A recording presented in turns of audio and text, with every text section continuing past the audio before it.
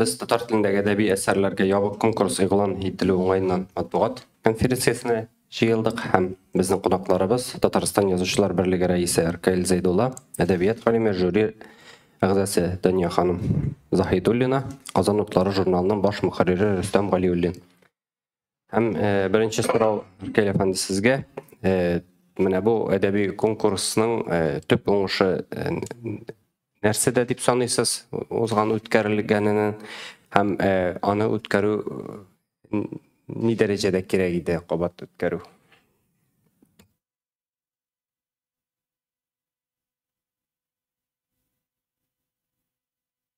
Hayırlıken bu bizni matbuat konferensiyasına katılıp olsun. Sizin okutuşlarken bilen katılayım çünkü biz köyümüz filologiya fakültetin Tatar bölügün hususen tamamlayan kişiler kaybırlarımız okutup daldı. Mesela men yartı yıl başlangıç harbi bilim okutkan edim neydi Aksuvar rayonunda. Konkurska kelgende elbette bu mene şu biz yütkärgen konkursyň dowamy indi ol. Mene ol konkurs netijeli buldymy degen soraw hem ol kerekmi degen mene meňe Marat Ahmetov biziň Tatar hem Tatarstanda ýaşaýan halklarynyň tillerin saklaw hem üstürü meseleleri komissiýasy reisi. Ol indi kabat sorady. Mene konkursyň sen kanagatmy? Konkurs kerekmi? Meytem ol minden gine sarıga kerekmi? Rüstem Galiullin sarıga kerek. Kazanatlarında çıgarga layıklı iken eserler, jingen eserler indi. Demek ol üzün aklagan bolup çıga. Kazanatlarında mene çıgıp bara siz iktibar etesizdir. Ol kazanatları portfelin bekmek bayıttı. Hem kazanatlarına tügül. Rüstem ana bütün gazete jurnalarga da bölüp birdi bizden artkanın. Artkan diye beyt üdres olmaz. Çünkü bağlar için yazılgan eserler var. Bağlar matbuatında basılarga teyiş. Hem Rüstem Kumen yumart kişi. Kazanatlarına yaramağanlığına tügül. Hatta bizi kinleşip bizi kazanatlarına çıkarırım. Lakin meydan jurnalında çıkaratı isteyip mesela birge mümkün. Benim bir povestine şula birgen eydi. Kazanatlarında şu kadar eybet povesti. Lakin bu meydanga tağından agarak bata deyip. Endi tigi mene bu aytem bitalar devamı desek biz uzgan konkurska aylanıp karamışa buldura almıyoruz. Ol içinde sizin da atnaşışların barısı da bile 15 roman yazılgan iken ol demek bizim edebiyatının potensialini körsete turgan körüneş. Anlar 1000 yarım eser kildi. Ol bit şulay yok. Bizim eli edebiyat yaşayı hem üse degen söz. Üse elbette şartlarak söz indi. Bizge dersine etkende ilikki büyüklerini yoğaltmaska gerek. Çünkü 20. asırda Sovet senzurusu buluğuna karamastan büyük zor yazıçlarımız var idi. Onların büyükliğini saklap kalı da bugünkü günde indi menimçe büyük zor olmuş. Bulur idi. Allah ol büyüklüğünü saklav, büyük ağır. Çünkü yanın objektif sebepleri var. Bunda elbette biraz gına özgürlükler kirdi. Mesela Danya hanım takdim etti. Yana nominal sekreterge edebi tenkit mekalesi hem recenzi. Bu menimçe büyük orunlu takdim. Çünkü biz gil zarlanabız bitinde bizden edebiyatta edebi tenkit ilkesi bit aksi hatta bitinde yok duyuşlar da var. Elbette kitap çıkan olaydan sirek mirek recenziler görüngeli lakin barısına da tügül.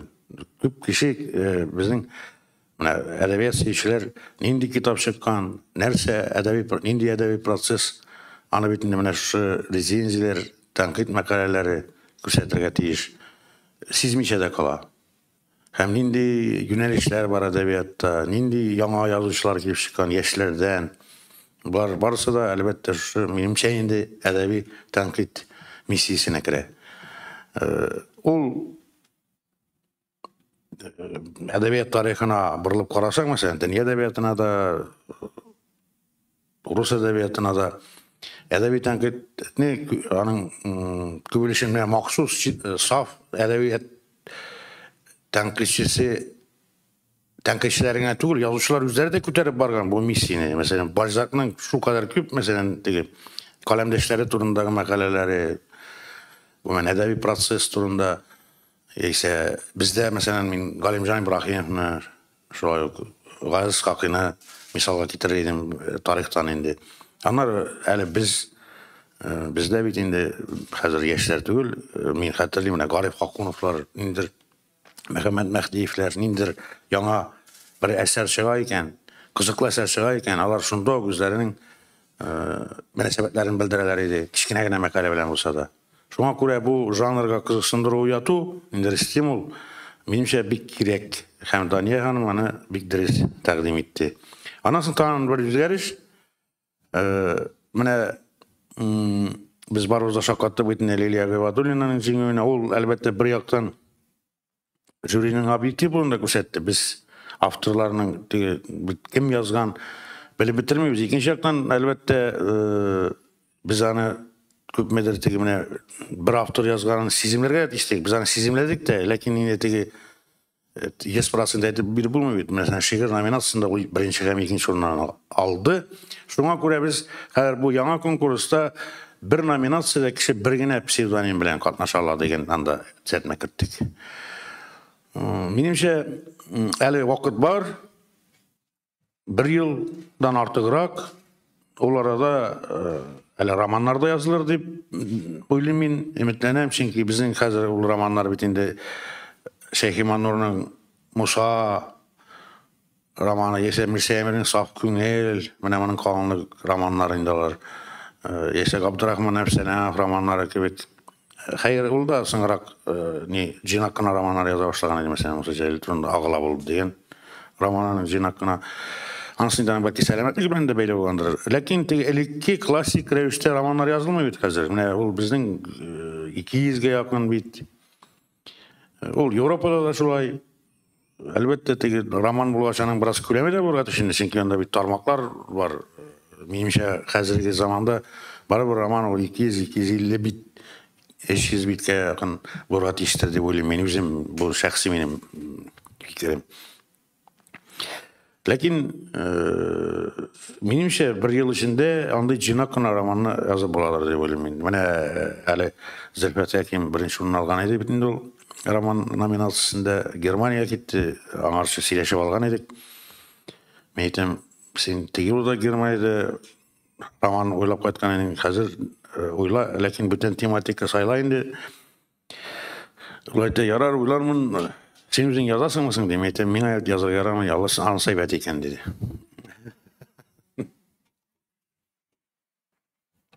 Benim şu Yaxşı. Daniya xanım, mənə siz özünüzün indi aşışlar yasadığız. Birinci beygeden hem siz nindi tilekler жеткирер идегез, beygede qatnaşacak yazıcılarga. Рәхмәт, хәерле көннәр. Чынында, менә бу беренче конкурс узу, ул татар әдәби процессы хакындагы карашларны уңай якка үзгәртте, менә минем шәхсән үземнең карашларымны. Чөнки берәүгә дә сер түгел, 20-нче, 21-нче гасырлар чигендә, 21-нче гасырның беренче 10-20 еллыгында biz инде татар әдәбиятын шактый тәнкыйтьләп килдек. Бигрәк тә аның үткәнне күп сүрәтләве, аның авыл тормышыннан китә алмавы, заманча проблемаларны аз үз игътибарына алуы, яшүсмер малайлар, кызлар өчен әсәрләрнең аз булуы, менә булар инде төп әйтелә торган кимчелекләр иде. Әмма беренче конкурс шуны күрсәтте, безнең татар әдәбиятының потенциалы нык икән. Һәм татар әдәбиятында заманча темалар, заманча проблемаларны да, яшүсмерләрне дә канәгатьләндерерлек әсәрләр, язучы, әдипләр бар икән. Менә бу минем беренче нәтиҗәм булгандыр. Икенче нәтиҗәм менә мондый бәйге ул билгеле бер әдәбиятның үсеш юнәлешләрен күрсәтә торган бәйге дип саныйм мин. Һәм бу яктан татар әдәбиятында әлбәттә бер үк тапталганрак темалар тирәсендә йөрү, я булмаса хәзерге заман тематикасына мөрәҗәгать иткәндә я бик кара күренешләрне күрсәтү, я булмаса кеше ышанмаслык әкиятнең дә әкияте булган вакыйгаларны сурәтләү кебек менә күренешләр бар. Хәтта мин аларны күпмедер күләмдә үзем бик ярата торган менә башка төрки халыкларның әдәбиятлары белән чагыштырып, алар да кайчандыр шундый аралыкны үттеләр, ләкин инде аларда мондый күренешләр юк. Димәк, бу яктан безнең әдәбиятыбызда теге тәнкыйтьләрлек, кимчелекләр буларак күрсәтерлек урыннар бар дигән нәтиҗәгә дә киләм мин. Инде жюри әгъзасы буларак менә ничек бәяләдек, ничек карадык дигән сүзгә килгәндә, мин үзем өлкәннәр һәм проза әсәрләрен укыдым. Нигездә бүтән әсәрләрне укып чыктым. Чөнки бүтән әсәрләрне укып чыкмаган чиракта, 15 романны укып чыкмаган чиракта үзара чагыштырып, иң яхшысын аерып алу мөмкинлеге булмый. Я булмаса барлык хикәяләрне, барлык повестларны укып чыкмаган очракта иң яхшы повесть синең күз уңына, синең иләгеңә кермәскә дә мөмкин бит. Шуңа күрә мин моны бик мөһим дип саныйм. Берничә кеше алар инде бүтән билгеле бер төрдәге, жанрдагы әсәрләрне укып чыгарга тиешләр. Һәм икенчесе менә бәяләү вакытында мин үзем һәм каләмдәшләрем, хезмәттәшләрем дә шушыңа игътибар иттеләр. Берничә критерийга басым ясадык. Аның беренчесе әсәрнең укылышлылыгы.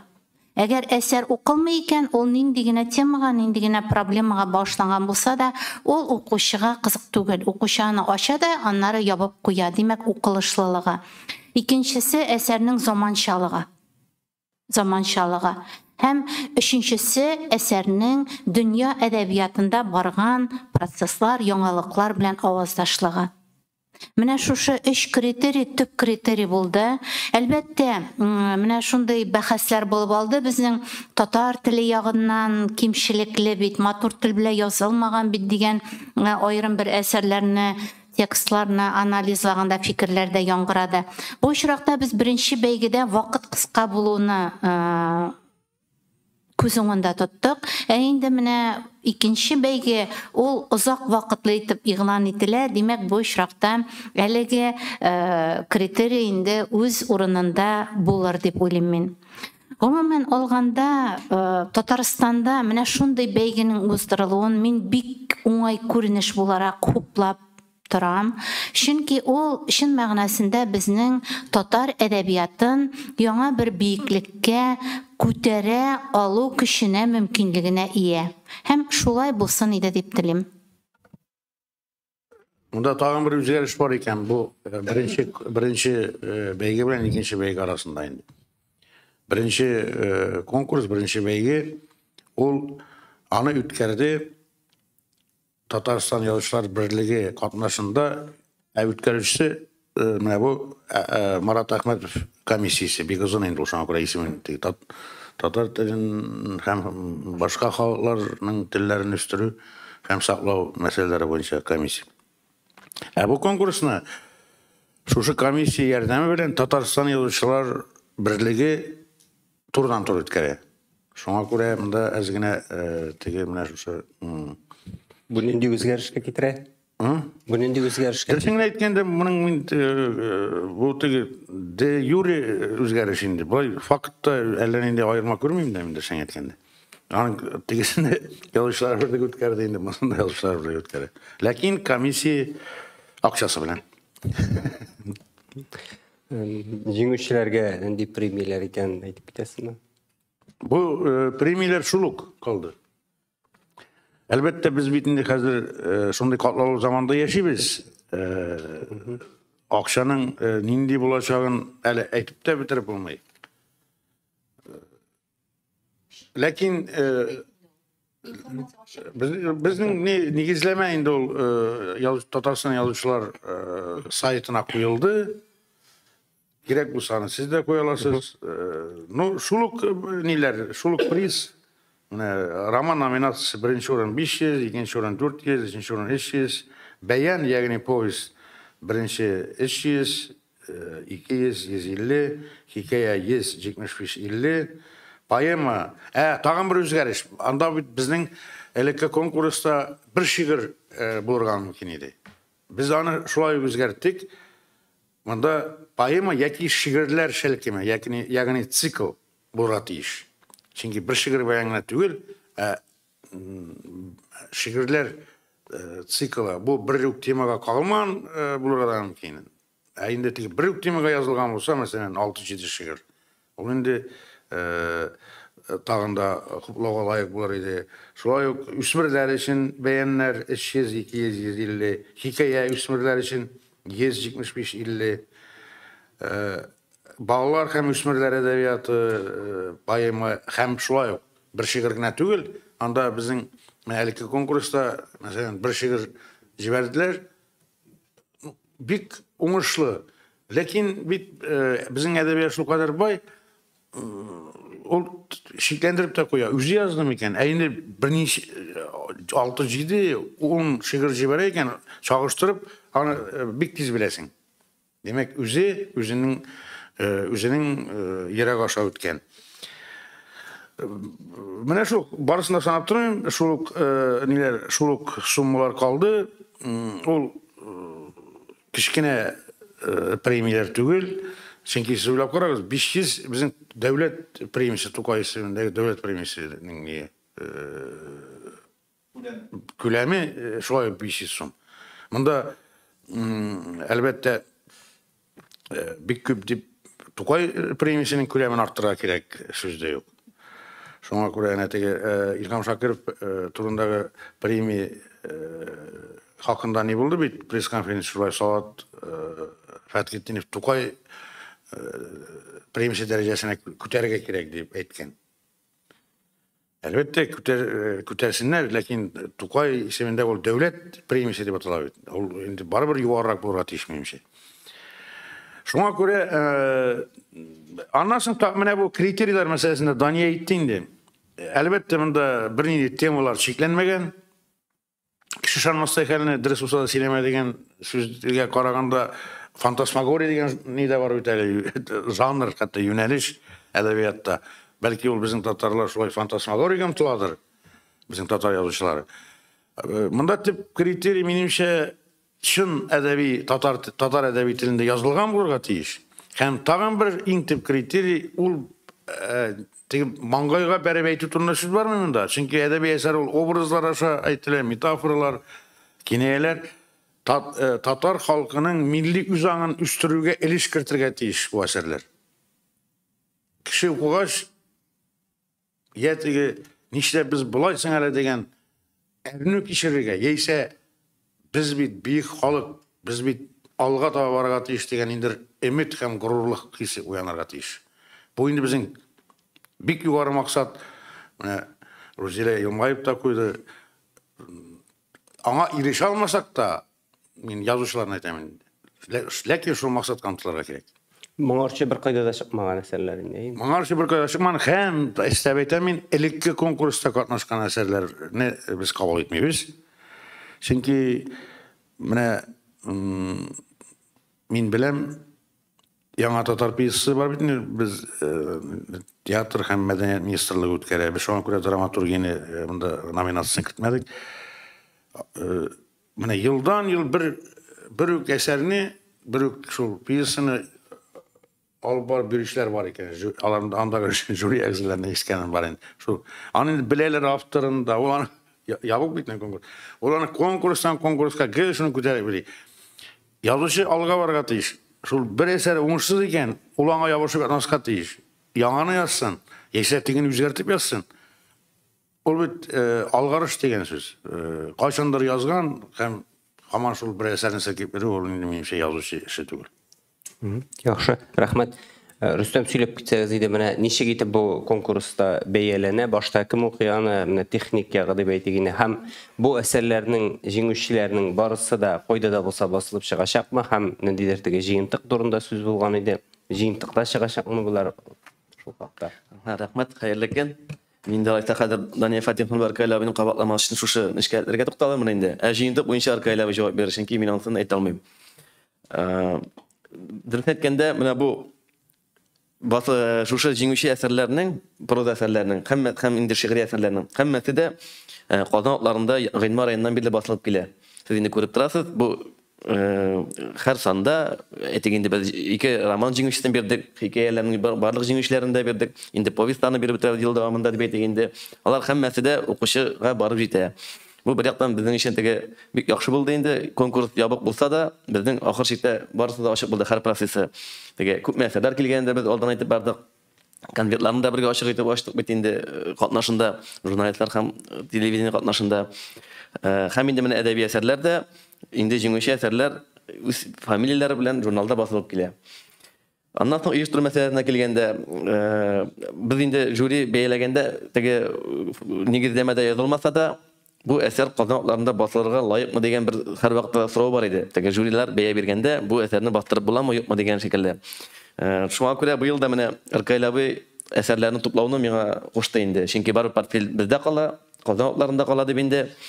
Шуңа күрә быел шушы 1 октябрьдән дип әйтик, 1 сентябрьгә кадәр романнан кала һәр әсәрләрне дә һәм инде 1 декабрьгә кадәр романнарны эш экземплярда Казан атларында эш нөсхәдә Казан атлары редакциясенә тапшырырга кирәк. Һәм флешкада инде. Ни өчен эш нөсхәдә? Чөнки һәр әсәрне шигырьме ул, романмы, ким дигәндә эш кеше укый. Эш кеше укый һәм алар жюри әгъзалары рецензия яза. Һәммәсе дә. Бу рецензиялар беркемгә дә бирелми, авторга да беркайчан да күрсәтелми. Ул бездә саклана комиссиядә, ул безгә әсәрләргә бәя биргәндә онытыла бит инде каякларда. Шуның өчен кирәк. Бәхәс туса кирәк. Теге жюридан конкурстан соң бит инде каякта була бит инде. 1473-нең 30-гына җиңде бит инде, барбер. 1440-га җиңелгән. Каякта язучылар сырап куялар, менә ни өчен җиңмәделәр икән дип. Мин рецензияны алам да карыйм да, һәр хәлдә кем язганын әйтмибез инде. Укып алам да, шуннан аңлашыла. Ул безгә шуның өчен дә кирәк. Теге гадел булсын өчен инде. Димәк, Казан атлары редакциясенә тапшырыла эшләр. Эш нөсхәдә инде. Узган ел без жюри составын әйтмәдек. Ул әле дә юк Ркайлабыймы? Без эшләр килә башлаганнан соң жюри составы төзеләчәк. Ул инде үзгәрешләр кичерер. Һәм быел да без аны әйтмәскә дип уйладык. Беркемгә дә белдермәскә, чөнки мөмкин кадәр гаделрәк, теге объективрак булсын өчен инде. Монда бездә эшебез билгеле. Әйе, ләкин Дания Фатиховна бик таләпчән, шуңа күрә бар файдасы юк. Аны яшәмәсәк дә була. Таләпчән генә ансы сүз дә юк. Без таләпчән кешеләрне жюрига алабыз. Менә миңа да жюри рәисе буларак, Аллага шөкер, мин үземдә бик сөендем. Беркем дә анда конкурска катнашучылар бик күп булган иде инде, бәлки дуслар да булгандыр. Килеп, менә минем бу әсәрем бар, шуңа игътибар ит әле дигән сүз булмады. Ул минем өчен ул бер ни булды, бер яңалык һәм көтелмәгән сөенеч һәм бу язучыларның әле бездә намус югалып бетмәгән дигән сүзне дә аңлата бит. Һәм әлбәттә алар белә дә инде, мин андай сәдибәтла андай нигә юлга бара торган кеше дә түгел икәнне демәк алар беләләр. Мин дәвам итим инде. Менә әдәби җиңүче әсәрләр басыла, һәр кеше укый ала, танышала, ачык. Монда инде безгә бер инде сорау тумады. Аллага шөкер дип әйтергә кирәк инде. Шул вакытта безнең бит әле җиңмәгән әсәрләр дә бар. Әйтик, 15 романнан без 9-ын алга таба бастыларга лайыклы таптык. Һәм инде 4-нче һәм 5-нче урыннар алган романнарның хәтерлисездер, шактый бәхәс булды. Без инде хәзер аларның конвертларын ачтык. Ул җиңмәгән әсәрләр, авторлар белән дә без эшли башладык. Мәсәлән, Марат Әмирханов белән Хисаметдин Исмәгыйлев булып чыктылар. Әйтик, 3-нче урынга лаеклы микән, юк микән дигән роман авторлары. Без аларны киләсе елга инде Казан атларында бастырабыз. Аның берсен менә Рафис Корбанов, берсен Вакыйф Нуриев та. Алар әйтә аларлар, минем фикерне дип әйтәм инде. Һәм җиңмәгән әсәрләрнең һәммәсендә бүгенге көндә алып, укып, карап барабыз. Күбесе Казан атларында басырга лаеклы чыннан да. Бу инде безне бик сөендерә. һәм инде башка әйтик газеталарга да без аларны тараттык. Шул шәһри шаллы әйтик бездән сорап ала, шәһри казаннар, без үтекләрне безнең бердән бер генә шарт шушы комиссия тарафыннан җиңгән әсәр дигән тамарына куярга кирәк. Ә калган барлык хукуклар авторныкы, әйтик хукуклар буенча сораулар булды бит инде. Ул авторлар, катнашучылар үзләренең хукуклары кала, бары тик менә шушы җыентык чыкса һәм инде менә җиңгән әсәрләр казанлыклары чыкканда гына шуның өчен генә ул кул куела инде. Авторлык хукуклары турында сүз бара. Ә калганнары барысы да язган әсәр авторныкы. Шундый безнең ахырдан шундый курку бар бит инде. Авторлар үзләренең хукукларын югалтмыйлармы дигән. Улай берне без саклап калдык авторларныкын. Җыентык тондар көләп бетәсезме? Менә романнардан кала җиңүчеләр анда бүтән проза, поэзия, алар тупланып җыентык әзерләнгән, ул дөнья күрәчәк шушы араларда. Ә инде теге романнарга килгәндә, алар инде айрым чыгар дип уйлыйбыз. Аннан соң, мәсәлән, чит телләргә тәрҗемә итү турында да мин әйткән бит, менә шушы узган конкурска башланган пресс-конференциядә. Менә Зөлфәт Хәкимнең әсәре рус теленә тәрҗемә ителде Гәүһәр Хәсәнова тарафыннан. Һәм без аны үзебезнең шушы Язучылар берлеге хозурындагы әдәби тәрҗемә үзәгенең тырышлыгы белән дип әйтим инде. Рус телендә китап буларак быел ук нәшер итмәкче булабыз, ләкин ул менә Германиягә китте, мин нәрсә өчен аның белән сөйләштем. Әсәрне алырга, ул әйтә, мин аны яңадан карап чыгасым килә ди. Ул русча саны бик әйбәт, Зөлфәт Хәкимнең. Анда теге шигырьләр бар бит нидә әсәр эчендә. Үзешчән булса да инде ул аларны Гәүһәр инде ул шагыйрь булмагач, теге построчный юлга юл гына тәрҗемә иткән. Ул инде шушы үзешчән шагыйрь кимәлендә русча мин алай гына яза алам ди Зөлфәт Хәким. Шуңа күрә карап чыккач уларны миңа тапшырыр, мин инде нәшриятка бирәмен. Китап нәшриятына түгел, хусусый нәшриятка. Аннан соң Равил Сабырның әсәрен шулай ук мин юлга юл мин дип, без дип сөйләйм инде. Без дип сөйләсәң дә Николаевтар дигән кебек була. Юлга юл тәрҗемәсен русча эшләттек. Аны biz əgər də Ədəbi İnstitut, Ədəbiyyat İnstitutu, Literatur İnstitutu, nəşriyyatı bilən süreçlər alıb barabız. Ümid var Məskəvdə nəşr itirgə. İkinci ürün alğan əsər Firdevs Gimaddinov, ol üzə rus dilinə tərcümə etə. Allah versə anı da nəşr itirgə biz yerdən itərbiz, deyib olayım. Bizim anda yığına qədərət var. Hem gümən, indi poeziya əsərlərinə gəlgəndə əlbəttə poeziya əsərlərini tərcümə etü şaqtı qıyın. Lakin biz ol yönəlişdə işləyimiz.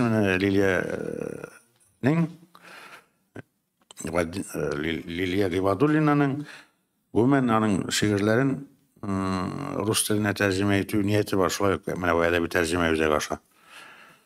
Nə şunda işlər? Rəhmət, soraularga şik. Әйе. Сұрау. Бірінші негізлемеде бұйылда, бұлдырда құқықлар сәғдет шынға беріле деген сөз бар анда. Бұл шылайда не оңғы, әгер бір әсер оңышқа ерішсе, мінә тәржімеде бара, bütün құқықларны сәғдет шын өзін баш көтәріп, бұл менің құқықлар, бұлар менікі деп әйтмейшек ме?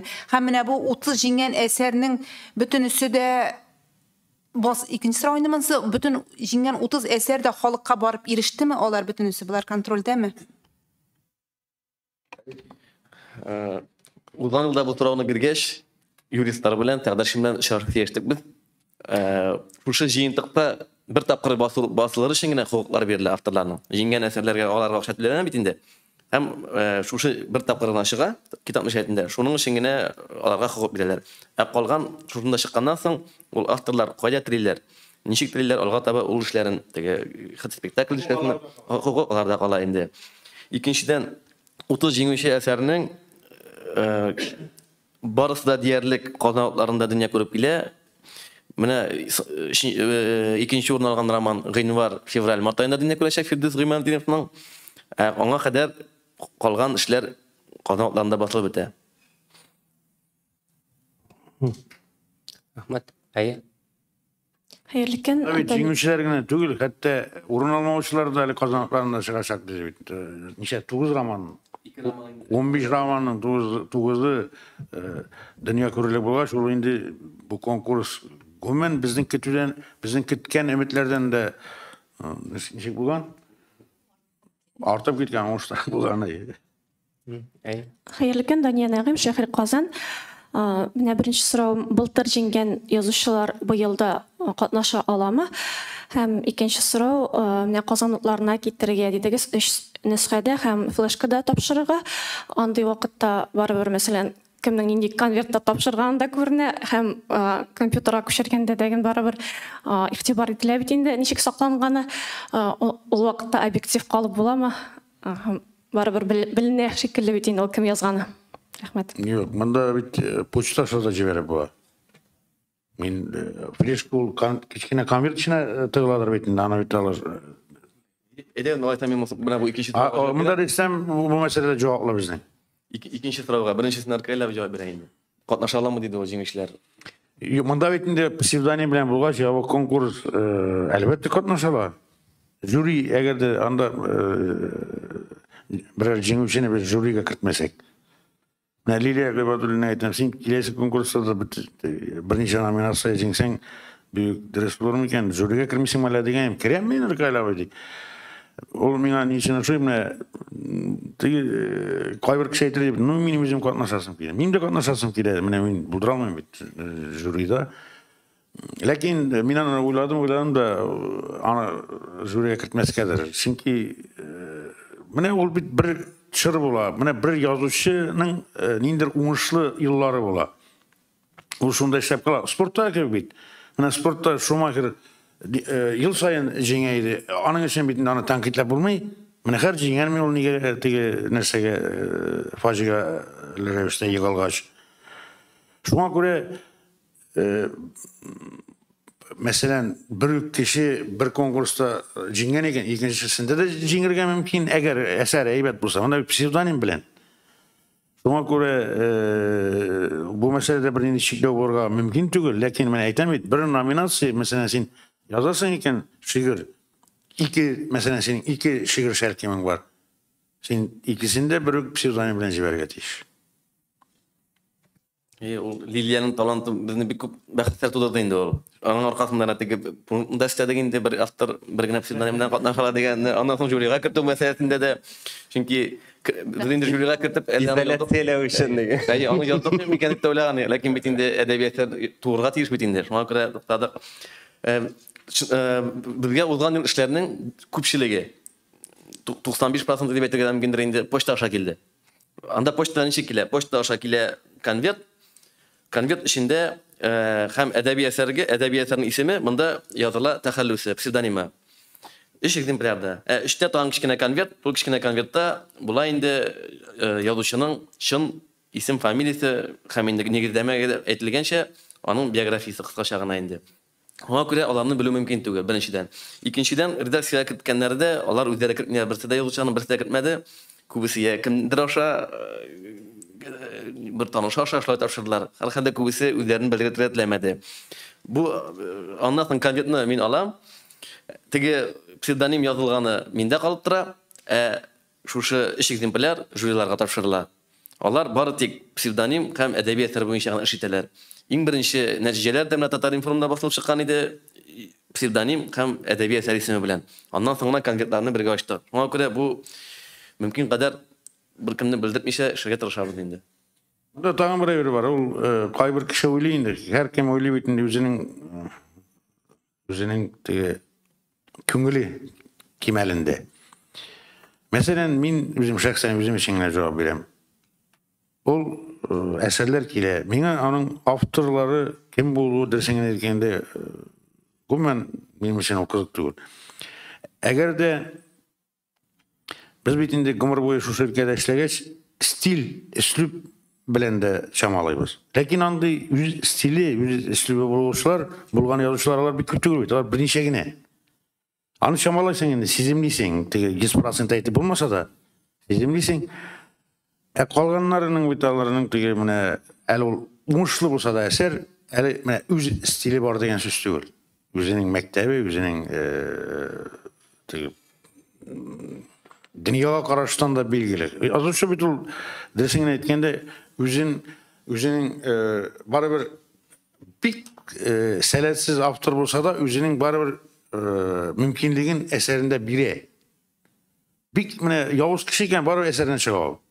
Әйбәт кеше икән, киң күңелле. Шулай әсәргә чыга. Билимле икән, китап укыган, эрудиция икән, әсәргә чыга. Надан икән, шулай әсәргә чыга.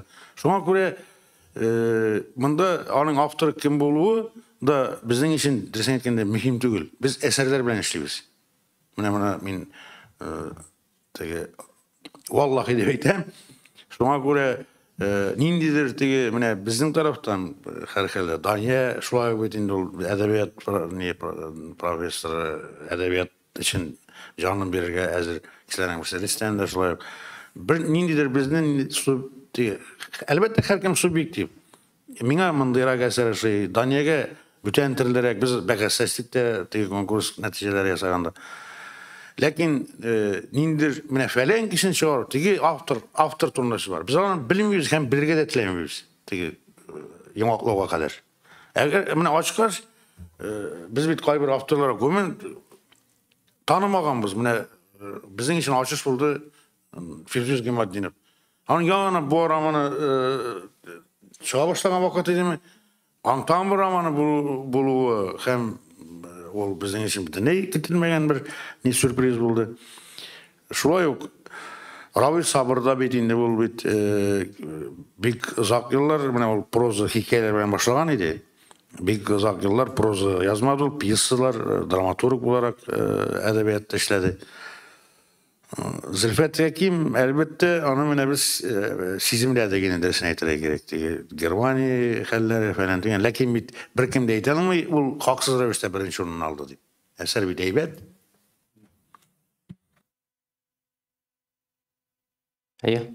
Там бер сорауым бар. Белүемчә, ялгышмасам, Марсель Галиев исеме җиңүчеләр арасында юк. Ул катнашмадымы? Былтыр әллә жюри составында идеме? Һәм катнашкан булса да, аның ул икәнлеген беренче юлларынан ук танып буладыр минемчә. Монда бер кызык тенденция килеп чыкты. Без менә шулай ямак ясаганнан соң үзебез дә аптырадык. Безнең әдәбиятта буыннар алмашу бар икән. Менә әлбәттә biz indi geçerek tip әйтәбез, чөнки безнең өлкән, Аллаһка шөкер, өлкән буны язучылар бар. Ну, Хәбир Ибраһим мәсәлән, җиңүчеләрнең берсе ул бит 60-тан узган, аны яшь кеше дип әйтү син өчен ул яшь түгел, Равил Фәйзул өчен гомумән яшь. Ул шартлар әлбәттә ни әйтергә яшь мәсьәләсе, ләкин барыбер теге гомум менә шушы караганда әлбәттә алар инде үзләре 60-тан узган икән инде ул, демәк, бала-чага түгел. Марат Кәбиров 50-дән узган, узды 51 яшьмә. Ул шулай ук аны яшь язучы дип булмый, ул бик тәҗрибәле язучы. Ләкин алар бит чагыштырып, без бит һаман да өлкәннәр белән чагыштырабыз. Менә шул урта буын, менә әле яңа гына урта буын булган язучылар менә алгы планга чыкты бу. Без аны үзебез өчен дә көтелмәгән хәл булды. Марсель Галиев ул катнашкан булып чыкты, әйме? Соңыннан без белдек. Ләкин ул ничектер аның ул әсәре тәмамланмаган иде. Мин аны укыдым. Нәрсә турында иде? Ул тарих турында иде. Һәм белмим аны, ләкин бит Марсельгә ярып язучылар да бик күп хәзер. Шуңа күрә нәкъ менә Марсель Галиевне кыдыр бу дип, аны теге ниндер урын бирү ягы булмагандыр инде. Мин дөресен әйткәндә, мин жюри рәисе буларак жюри сайлап алган әсәрләрне генә укыдым. 1000 ярым әсәрне мин укый башласам, минем бөтен бер нәрсә белән шөгыльләнергә вакытым да калмас иде, һәм башымда китәр идедер дип уйлыйм. Яхшы әсәрләр укыдым. Бәхәс уяткан әсәрләрне әлбәттә мин укырга тиеш инде.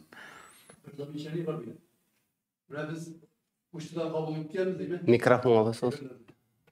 Hem redaksiya менә jüriçilikler укырганда бик авыр булгандыр дип уйлыйм. Чөнки стандарт без анда куелган таләпләр бар иде, әйме?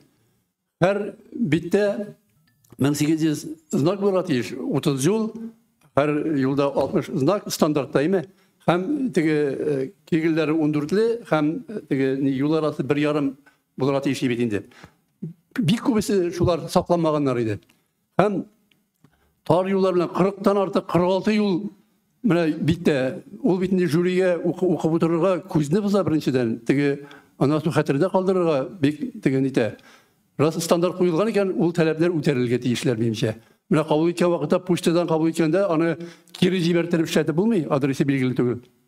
Ona göre bir etem belki poçtadan tügül üzeri kitirip bir atırgan itirip kimdir kitirip bir atırgan itirip mine neyin kağızın kurip yangadan işletirge niterge kirektir benimce.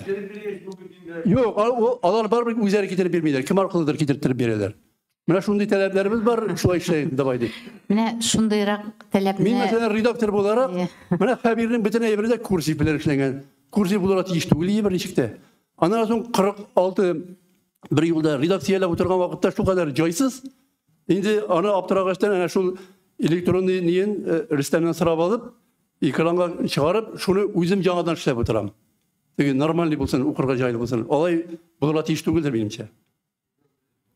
Cevap verip qarayman, çünkü bu meseleni men ko'targan edim jüride. Çünkü mine biz fen ülkesinde konkurslar uzdırabız. Hem başta texnik soylab alуу bola. Yani texnik yoqtan to'g'ri kelmagan, bütünley to'g'ri kelmagan tekstlar olar endi tushirib qoldirilalar. Bunda bizning hatto sariq qog'ozga mashinkada bosilgan tekstlar da bor edi. Olar endi shulay tutarga da qo'rqinish edi. Qachon buni tutib o'qisam yirtilib ketmasmikan degan. Qaybirlari bütünley o'qirish uchun rus harflari bilan bosilganlar da onday mesele bilan uchrashdik biz. Lekin biz bilan o'zaro söylashdik-da, endi turli yoshdagi kishilar bor, kompyuterni bilmagan kishilar da bor. Tekst kelgan ekan baribir tanishib, o'qib chiqiq degan fikrga keldik. Texnik yoqdan so'ylov o'tkazmadik. Ammo texnik yoqdan so'ylov masalasida men o'zim narsaga e'tibor etdim. Masalan, men onlar uchun yozilgan hikoyalarni o'qiganda, ular orasida bolalar uchun yozilgan hikoyalar da bor edi. Ular endi kirib ketganlar, ularni bir yoqdan hozir bolalar uchun juriga da kiri topshirib bo'lmay. Ular mana bu ular hikoyalari bilan bir talabga da qo'yila olmaylar. Mana onday moment bor. Balki onsin endi siz redaksiyaning o'z ishida qabul etgan vaqtda shundan to'g'ri kelami yo'qmi, ko'z yurtib bo'lsa da chiqsangiz edi. Bek motor bolalar uchun hikoyalar, mana ular uchun berilgan bo'lganga ko'ra balki o'rindalmaganlardir. Tam bir katlalıklar geografiya keng bit. Geografiya Başkırstan bir başka tibetlerden kildi. Olda katlalandıra indi. Onlara kiri jiberip mi bitindi? Onlar poçtaşa jibere. Kiri jiberip mümkün değil. Sorular var mı? Ayı. Негізлемеде быйыл анда скетч не бар номинациясы. Bu нәрсе үшін керек қазіргі заманда ул балалар қазір мемнар нелер белән интернеттагына эшлей бит. Бу скетч язып бирү һәм ул нинди максаттан эшләнә, нәрсәгә кирәк ул? Дөресен әйткәндә бу минем инициатива, минем тәкъдим булды. Ул теге конкурска бар иде, biz анда комиксларда кирмәдем анда. Эйсәмин Роберт Менон исемендә конкурс белән бутыйммы? Мен енді әлдерінше конкурстың жюрисінде, соңа көре талон да бар. Скетчилар, міне мектепке барасың, ұшырашуға оқытушылар дейді, міне олардың бітінде балалар, әлік балалар сәкінесі деген китапта шығайды, қазір шықмай ол. Аларға міне құйырға керекті. Бейрем оңайынан бұлсын манда, ейсе көмен индір бір kişilerde kıska mene şuşu neler ballar için piyaslar. Benimce ol bir gerek. Benim bizim de yazgan edim bir mahsus mekteplerde çalışanlardan katılış. Onda haber kile anda koyganlar mektebine biz koyduk diye bana indi koyacağım. Bilmişsin de ol mene gerek janr. Şuna göre bu benimce dris kergendir buna ne nominatsiya. Elbette men tigi komikçilardan da kiritken bolayım bu konkurska. Lekin mene kördük men ismindeki konkursta. Onu 3-4 kişi jibere. Hem onun hizmeti zor.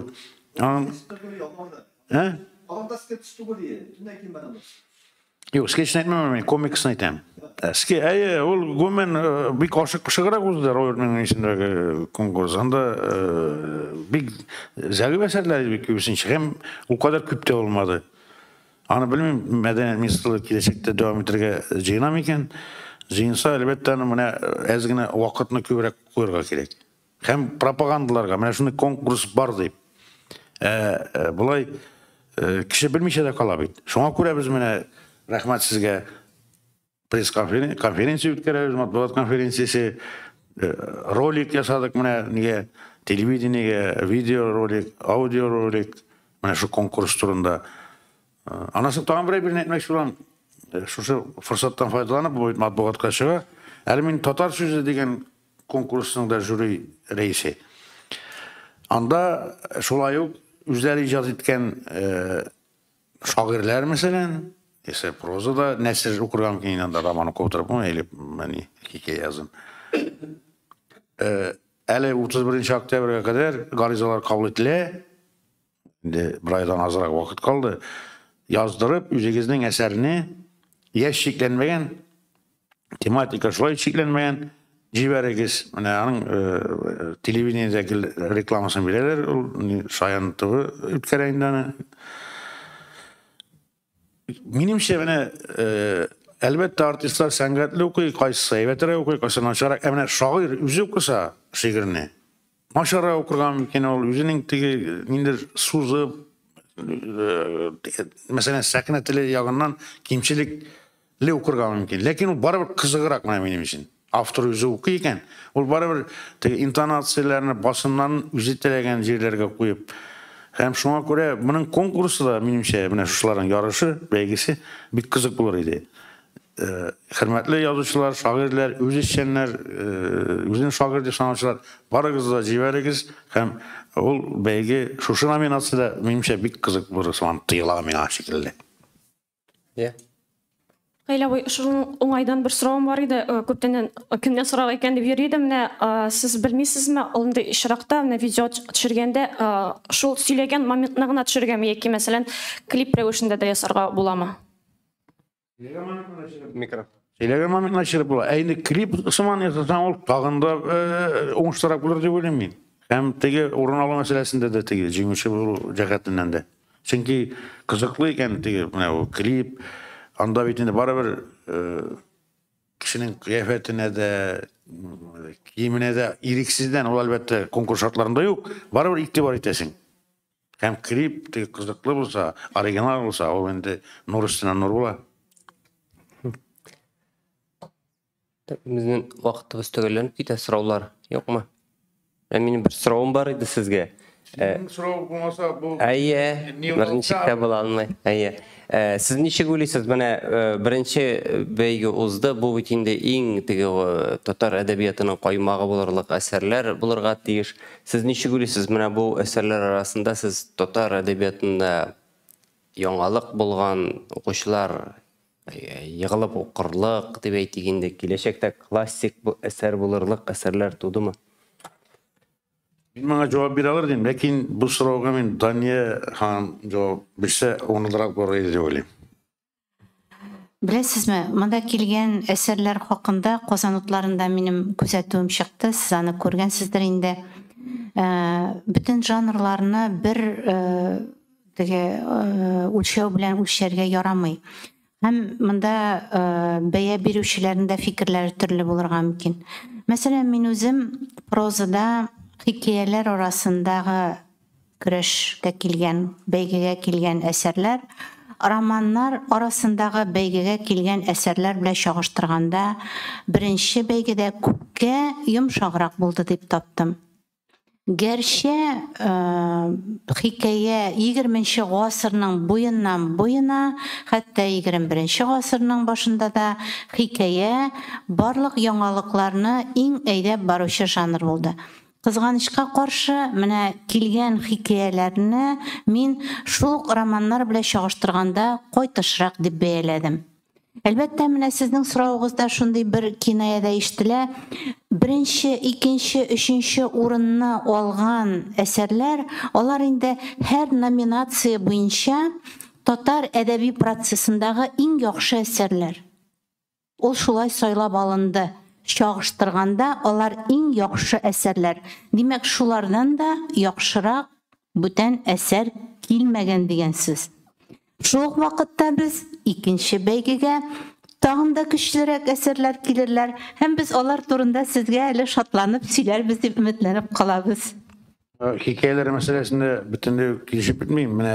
Birinci urunun aldığı Rüzel Muhammed Şah'ın Laleler degen hikayesi hem bütün tillerge tercüme etme meselesinde ana biz başta sözge söz tercüme ettirip ondan sonra indi edebi tercüme işlep yana gana ol Naş Savrimenik degen jurnalda Moskov'da Rus dilinde çıktı. Ağustos ele sentyabr ayında hem Gomen biz ol bit kürüne Gomen Tolstoy etken edebi eserinin ol indi prozını gözetken elbette. Kıymetin bilir için bütün tilge tercüme etip kara gerek diyem var. Bütün til gerek diye etken bulgan. Çünkü de bütün tilge tercüme etkende yasalma bizekler anda kibege kıyılıp kala hem eser nindi orlu kala. Eğer asılı şul kurseteyindi eser şundan da edebi esermiş hep. Eyse indi yazıcıların usta yazıcılar olsa bir gerek de şundaydı bizekler, şundaydı bitirkeli sözler, cümleler bilen yazılgan mümkün.